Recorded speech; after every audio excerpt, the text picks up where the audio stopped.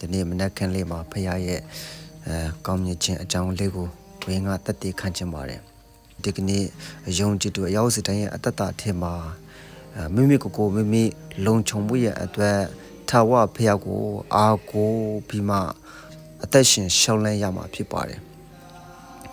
ဒီကနေ့ကျွန်တော်ရဲ့တတထင်မှာကိုယ့်ရဲ့စီစဉ်ဥစ္စာတွေနဲ့လုံခြုံတာမဟုတ်ဘဲနဲ့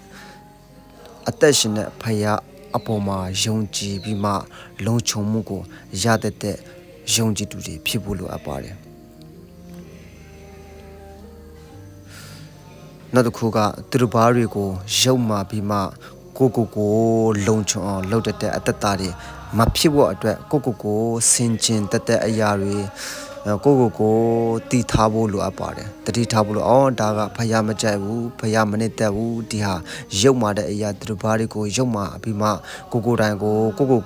လုံခြုံအောင်လုပ်တဲ့အတ္တဟာဖယားခင်မကြိုက်ဘူးဆိုတာတွေ့ရပါတယ်ဒါကြောင့်မလို့ဆာလန်စီအာကဆာလန်ချက်မှာဒီလိုမျိုးရေးထားပါတယ်ဆာလန်ချက်အခန်းကြီး50နှစ်အငယ်ခေါ်မှာဘာပြောလဲလို့ပြောရင်ဖယားသခင်ကိုမခုံလုံးမိမိဥစ္စာ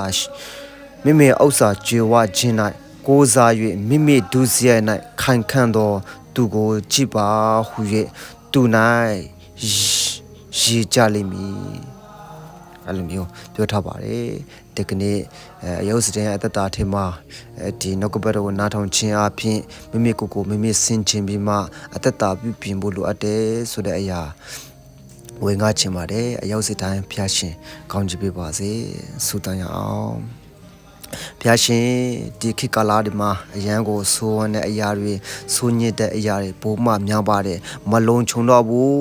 အန်ဒီရဲ့အရန်များပါတယ်ဖျားတခင်ဒီနေ့မိမိနားမလည်နိုင်တဲ့အရာတွေအများကြီးရှိပါတယ်စိတ်ပြည့်စရာဝမ်းနည်းစရာကြေကွေးစရာတွေရှိပြီမဲ့ဒီကနေ့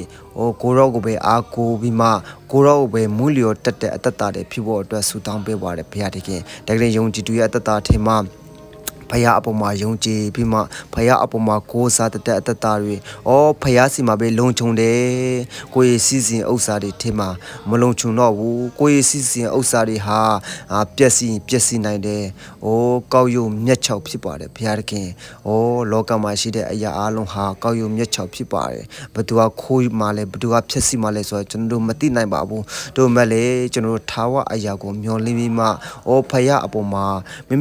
မိလုံခြုံအောင်ထာဝရဖယားကိုမျှော်လင့်ပြီးမှတွာလာအသက်ရှင်တဲ့အတ္တတွေဖြစ်ဖို့အတွက်ဆုတောင်းပါတယ်ဘုရားသခင်အရောက်စတဲ့အတ္တတွေမှာ online မှာရှိတဲ့ညီကိုမတော်မတွေရဲ့အတ္တထဲမှာဖယားအပေါ်မှာစိတ်ချပြီးမှဖယားကိုအားကိုးတက်တူတွေဖယားအပေါ်မှာဖယားဟာလုံခြုံပေးတယ်စီစဉ်ဥစ္စာဟာမလုံခြုံဘူးဆိုတာကိုတာရဲ့နားလေပြီးမှဖယားအပေါ်မှာအားကိုး